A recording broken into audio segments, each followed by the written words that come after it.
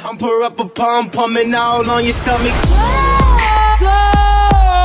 How's it? And welcome back to Tamba Takes. My name is Sean Tamba, and this is where I give you my take. For today's video, we got the top 10 movies of this year. Now, I haven't seen every movie that's come out. Unfortunately, not everything I wanted to see. Parasite and 1917 being the main tube films that I was unable to see yet. Let me know what yours are. I'm always looking for movies to watch, and let's get this shit going. First up, I'm going to start with our honorable mentions. Alita Battle Angel, great action movie. I saw it in 3D. I don't really like 3D, but that one, it worked for me. It did. Zombieland 2 Double Tap. I was a fan of the first one. I was a fan of this one. It's pretty much a continuation of the story just 10 years later. The laughs, the kills, it's all there. Shazam, big supporter of Shazam. The action, the comedy. Us. I love the story. I love the little twist at the end and kind of reading into the theories. It's always a lot of fun when people can come up with their theories of what the hell might have happened compared to what actually happened, and the director Jordan Peele kind of leaving it up to us to interpret that ending. And then the last one I'll mention is going to be Midsommar. Not Midsummer. It's Midsommar, I think. Ari Aster was the director. He directed Hereditary, which was one of my top films of last year. And this was kind of like how to get out of a relationship, out of a toxic relationship, but to take into extreme measures a bunch of crap that goes down.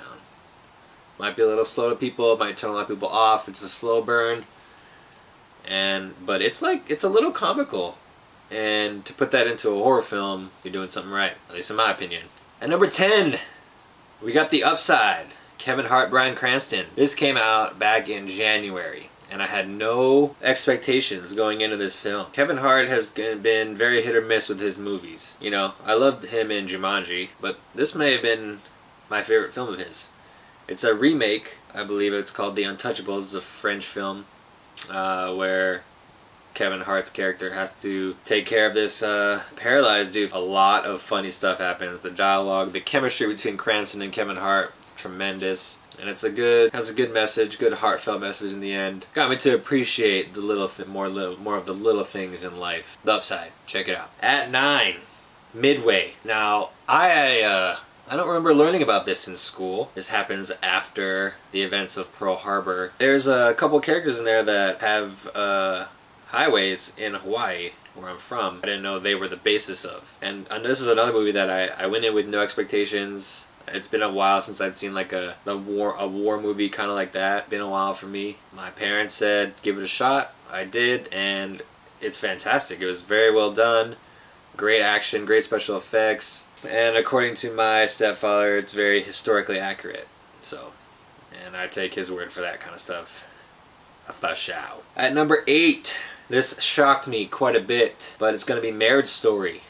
It's on Netflix. You can check it out there. Adam Driver, Scarlett Johansson.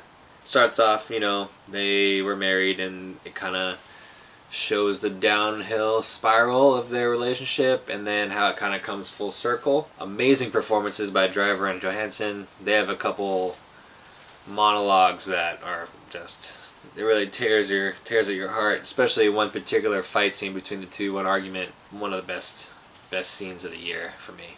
So go check that one out. It's on Netflix. At 7, we have Joker. I reviewed this on my channel earlier. Not much more else to say. Joaquin Phoenix, tremendous. I would expect him to get an Oscar nomination at the least. It's very dark. Might be a little slow to people. Again, in my review earlier, just pay attention closely because you might interpret it just a little bit differently as if you're just watching it like with your phone or whatever. At number 6, we have Ford versus Ferrari. I'm not a big car guy, I don't watch racing or any of that, but the subject matter in the film doesn't matter. It's just a good, very good movie. Intense action. Bale and Matt Damon steal the show. Bale's just top 5 actors, I think, for me. There's not much more else to say, just it's a good action film with amazing performances, and you know, I didn't know anything about that. I don't know anything about the history. It made me want to go and, you know, look it up afterwards to see what really happened, what was kind of omitted,